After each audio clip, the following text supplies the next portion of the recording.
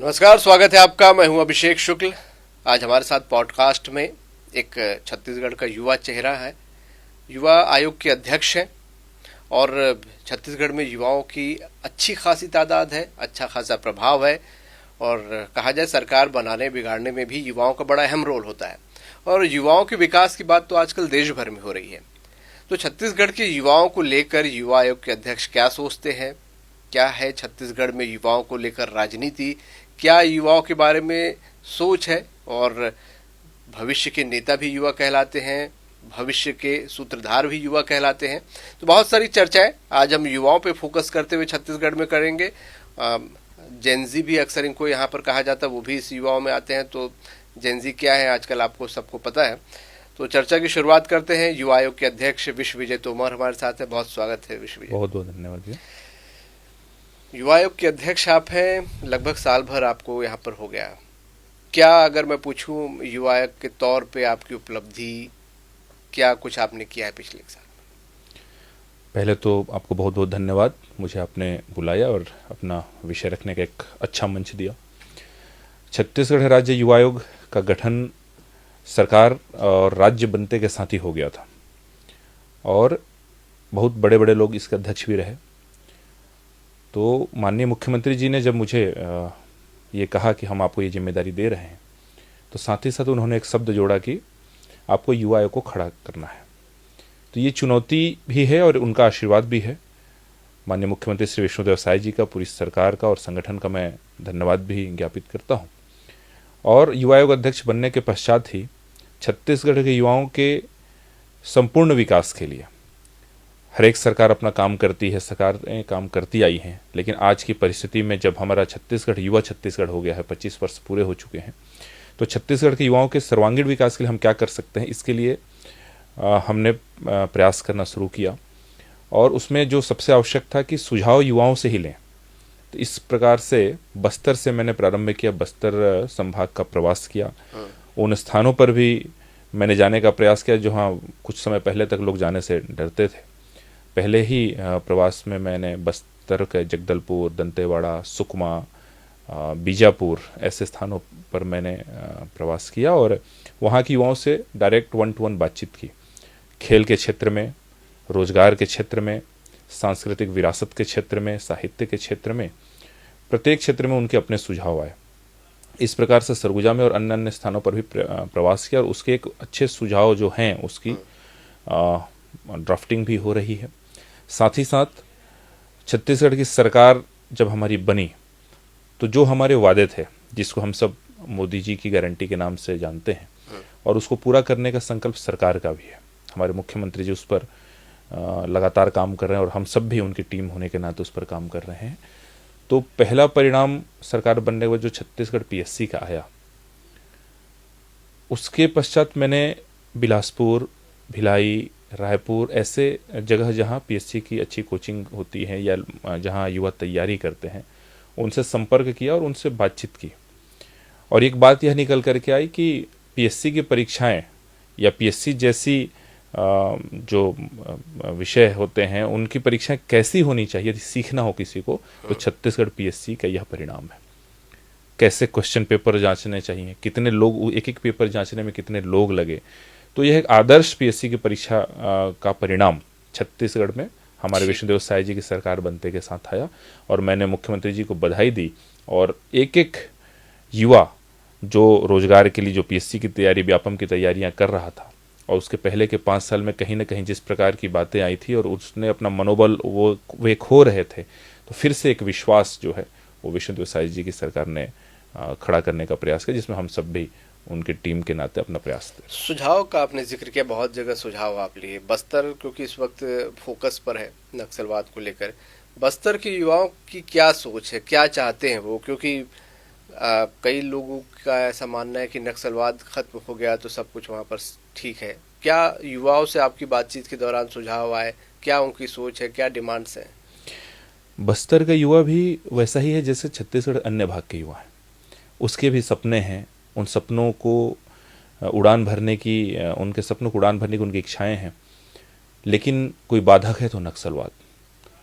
और आज हम जब जिस तारीख में इस विषय पर बात कर रहे हैं, नक्सल उन्मूलन की दिशा में छत्तीसगढ़ के कदम बहुत आगे तक बढ़ चुके हैं और मैं यह विश्वास के साथ कह सकता हूं कि बस्तर के युवाओं के सपनों की उड़ान भी अन्य प्रदेश के अन्य क्षेत्रों की भांति ही होगी, देश के अन्य क्षेत्रों की ही भांति होगी और वो भी अपने करियर को लेकर के, अपने रोजगार को लेकर के, अपनी सांस्कृतिक विरासत को लेकर के, बस्तर की अपनी एक अलग पहचान है, उस पहचान के साथ उसको खोना नहीं चाहते।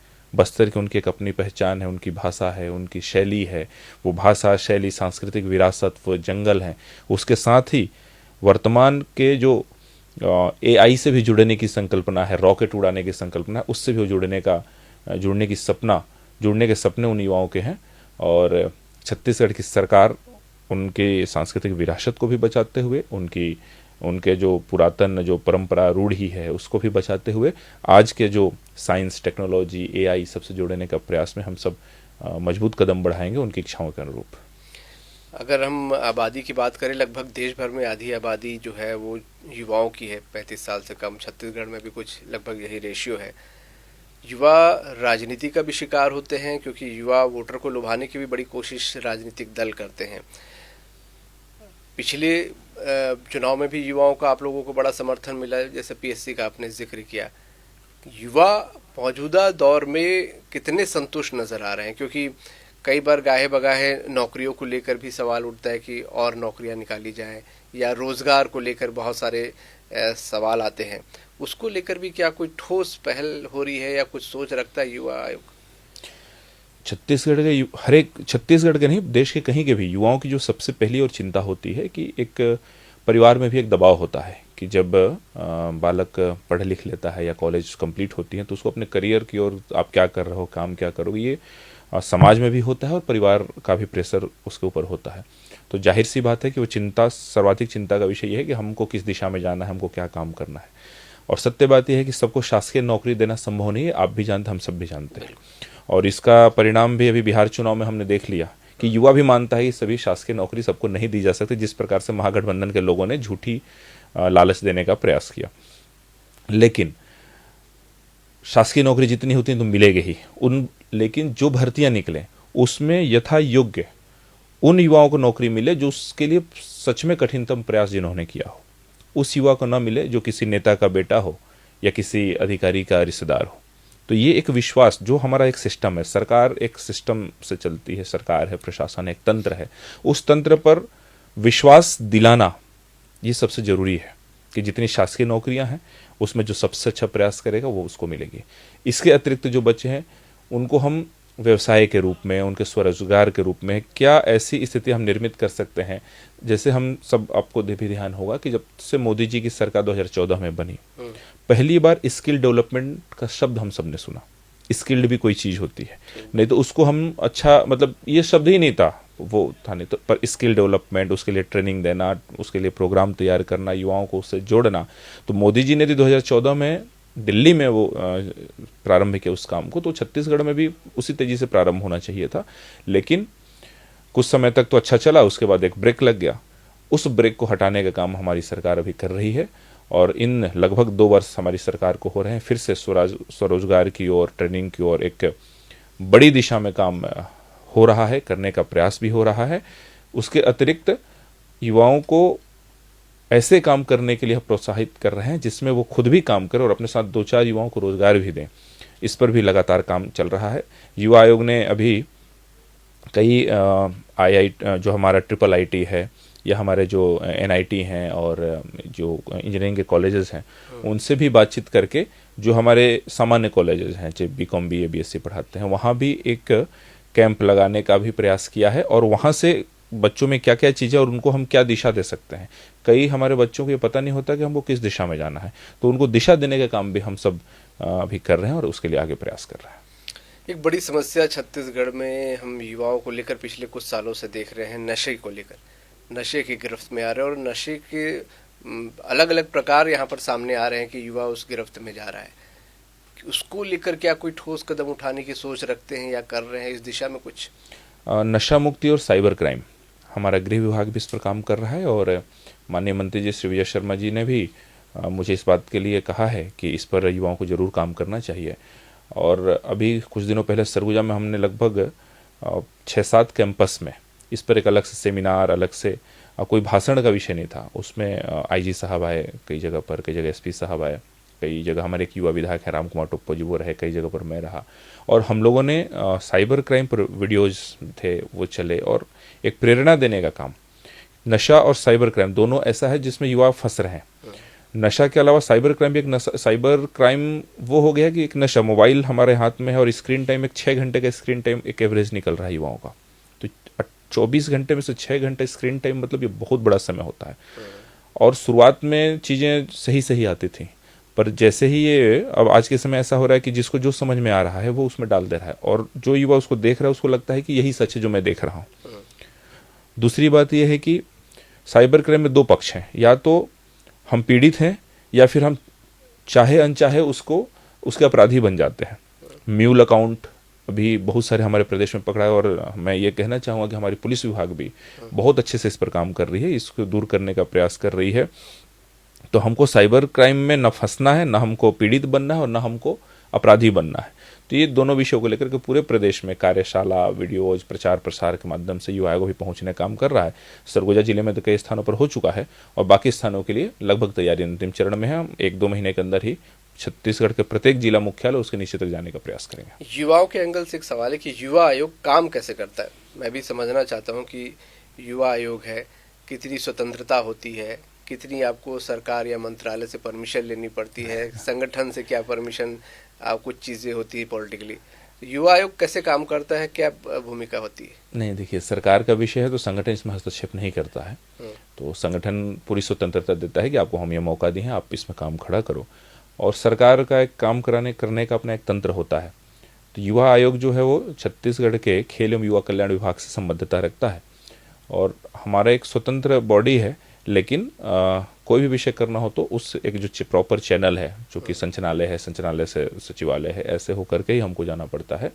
और कार्यक्रम भी यदि करना है तो उसके पूर्व उनको सूचना देना, हम ये तैयारी करें, सूचना प्रॉपर जाता है, ऐसे करके सूचना देना, फिर उसके बाद हम काम कर सकते हैं।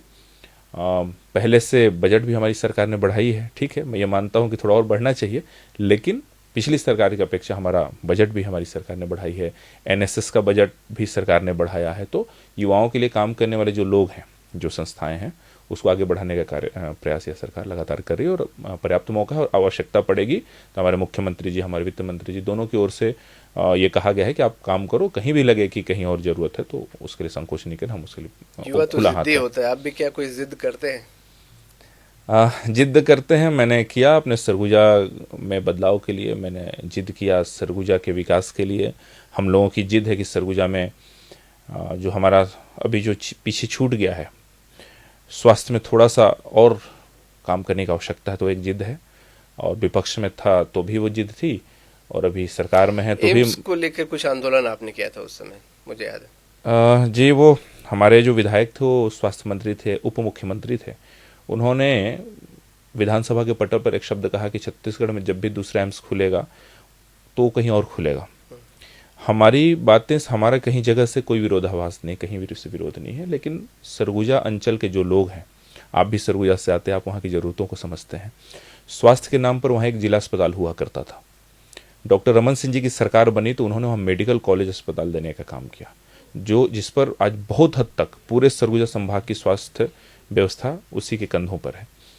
लेकिन जब एम्स का विषय आया और कोई बड़ी चीज़ें आती हैं तो स्वास्थ्य मंत्री रहते हुए उन्होंने सरगुजा को वे भूल गए, और तब सरगुजा के 14 विधायक कांग्रेस की हुआ करते थे जिनकी सरकार थी, और किसी ने चूं से चा नहीं की।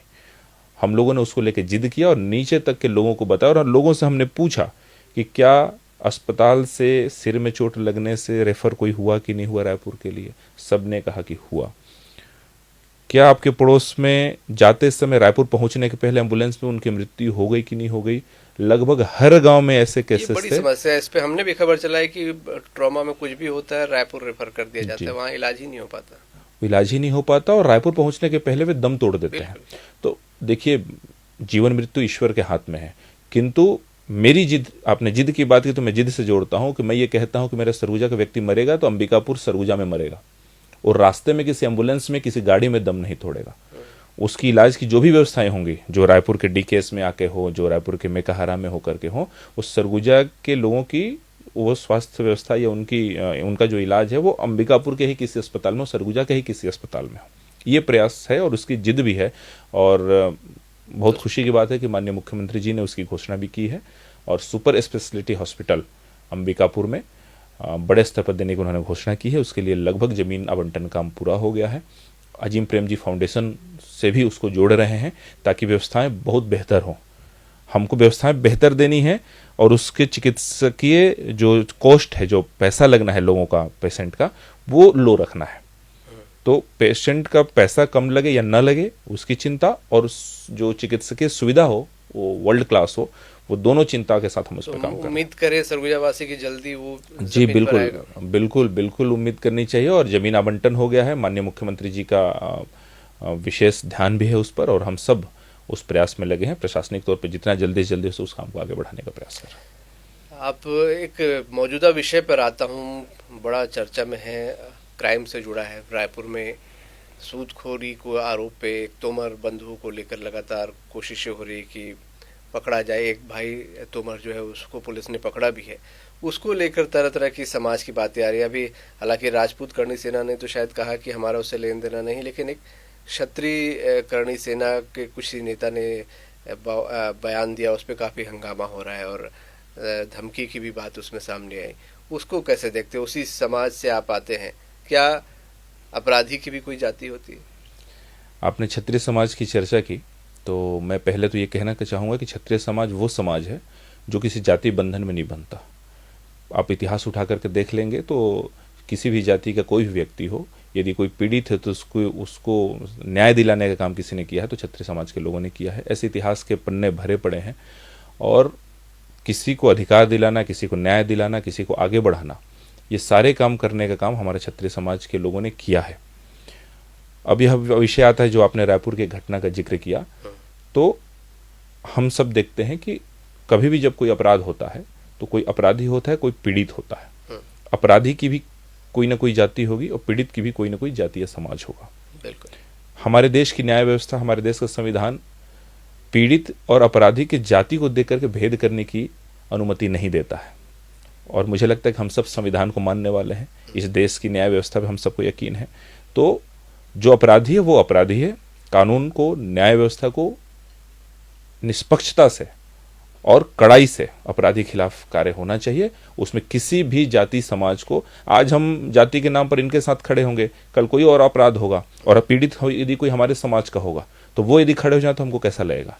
तो अपराधी अपराध होता है और अपराधी के प्रति न्याय व्यवस्था निष्पक्षता से काम करे, यही हर समाज को चाहिए। और छत्तीसगढ़िया सबले बढ़िया इसलिए है कि यहाँ विभिन्न जाति समाज के सब लोग रहते हैं और मिलजुल करके रहते हैं। चाहे वो कोई करनी, मैं तो नहीं जानता कि कौन, शायद गुजरात के किसी ने कहा है, मुझे लगता है कि यदि समाज की बात इनके साथ होती तो छत्तीसगढ़ में पर्याप्त क्षत्रिय समाज के लोग हैं, अभी तक चीज़ें हो गई होती। तो अपराधी के साथ खड़ा होना किसी समाज के उसमें नहीं है।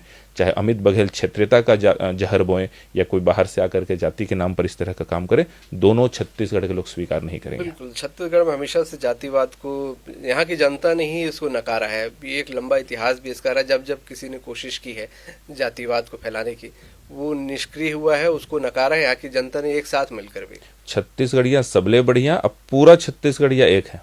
इसमें कोई जाति के आधार पे, कोई क्षेत्र के आधार पर भी कोई नहीं हो सकता। और चूंकि मेरी बात हो रही है कि मुझे क्या कहना है, तो मुझे ये कहना है कि मैं सबसे पहले सनातनी हिंदू हूँ, उसके बाद मैं क्षत्रिय हूँ। सबसे पहले मैं भारतीय हूँ, फिर छत्तीसगढ़िया हूँ। और जब तक भारत माँ की सेवा हम नहीं कर सकते तो छत्तीसगढ़ी महतारी भी खुश नहीं होंगी। तो पहले हम भारतीय हैं, फिर छत्तीसगढ़िया हैं, पहले हम सनातनी हिंदू हैं, फिर क्षत्रिय हैं। विश्वविजय तोमर ने एक आपसे सवाल की, आपको युवा आयोग का अध्यक्ष पद मिला, पहली नियुक्ति मेरे ख्याल से छत्तीसगढ़ में आप ही की थी। कैसे ये नियुक्ति का समाचार मिला, क्या इसके पीछे वजह रही? अचानक से क्या सरगुजा की बड़ी जीत एक पीछे कारण थे? ये तो मैंने भी पूछा नहीं है कभी, पर मुझे ऐसा लगता है कि मेरा एक स्वभाव रहा है कि जो संगठन ने कहा और मैं एक धुन के साथ उसमें लग जाता हूँ। तो मैं पिछले 2006 से मैं अखिल भारतीय विद्यार्थी परिषद से सार्वजनिक जीवन में हूँ। 18-19 साल हो गए और जैसा दायित्व मिला मैं आदरणीय गृह मंत्री विजय शर्मा जी जब प्रदेश के अध्यक्ष थे तो मैं उनकी प्रदेश कार्य समिति में सदस्य भी था। जशपुर जिले के प्रभारी के नाते भी मैं पूरे 4 साल मैंने काम किया। अच्छा। फिर मुझे प्रदेश में चूंकि काम कर रहे थे तो उम्मीद थी कि प्रदेश में पदाधिकारी बनने की का विषय था, किंतु हमारे बड़े लोगों ने कहा कि सरगुजा को तुम्हारी आवश्यकता है, प्रदेश में बहुत जिला घूम लिए, अब जाकर के बूथ घूमो। तो उनकी जैसी इच्छा थी, जैसा आदेश हुआ हमारे बड़ों का, मुझे सरगुजा जिला अध्यक्ष बनाया गया। और मैं आपको बताना चाहूँगा भैया कि मैंने सरगुजा जिले के प्रत्येक मंडल में आवासीय प्रवास किया। वहाँ से अंबिकापुर की दूरी 50 किलोमीटर 40 किलोमीटर बहुत होगी, लेकिन दिन भर आप कार्यक्रम करो, फिर रात को किसी कार्यकर्ता के घर रुक जाओ, उसके परिवार से मिलो, उसके आस पड़ोस में पता होता है कि वो आकर के रुके हैं, तो वो जो बातें निकल के आती हैं, कहाँ क्या कमियां हैं, संगठन में कार्यकर्ता तो हैं पर कार्यकर्ता कितना काम कर रहा है, क्यों नहीं कर रहा है, वो जो विषय निकल कर के आते हैं वो 2 घंटे के आपको कार्यक्रम में नहीं मिलेंगे।